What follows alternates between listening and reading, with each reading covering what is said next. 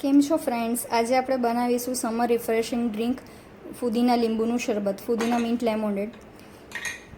જોઈ શકો છો કે કેટલું રિફ્રેશિંગ ડ્રિંક બન્યું છે.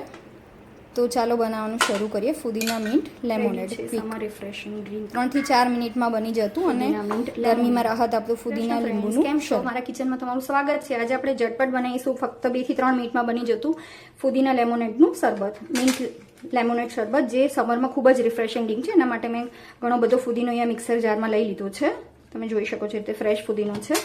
એમાં જશે બહુ બધા આઈસ ક્યુબ્સ, લગભગ 7 થી 8 આઈસ ક્યુબ્સ લીધા છે. એમાં નાખીશું આપણે ચાટ મસાલો, પછી જશે કાળું સંચળ, કાળું મીઠું એટલે કે સંચળ, અને આપણે એમાં એક આખા લીંબુનો રસ સ્ક્વીઝ કરીશું. ખૂબ જ રિફ્રેશિંગ ડ્રિંક છે અને તમારા ડાયજેશનમાં પણ ઘણી હેલ્પફુલ થાય છે. 1 મોટી ચમચી દળેલી સાકર છે, પણ મારા ટેસ્ટના અકોર્ડિંગ હું 1 ચમચી અને ઉપર થોડી નાની ચમચી નાખું છું. આ બધી જ વસ્તુને આપણે પીસી લઈશું. તો આ બધી જ વસ્તુને મેં પીસી લીધી છે. ખૂબ જ સરસ ગ્રીન કલર આવ્યો છે. હવે આપણે એને ફટાફટ ગાળી લઈશું. થોડું પાણી એડ કરીને ઉપરથી પાણી રેડી લઈશું. તમે જોઈ શકો છો કે ખૂબ જ ઇઝીલી ગળાઈ ગયું છે. તો આપણું આ સમર રિફ્રેશિંગ ડ્રિંક રેડી છે.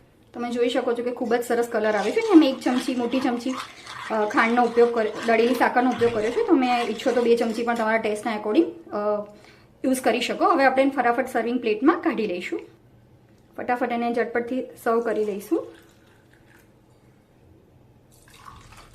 અને એન્જોય કરો સમર રિફ્રેશિંગ ડ્રિંક ફુદીના મિન્ટ લેમોનેડ.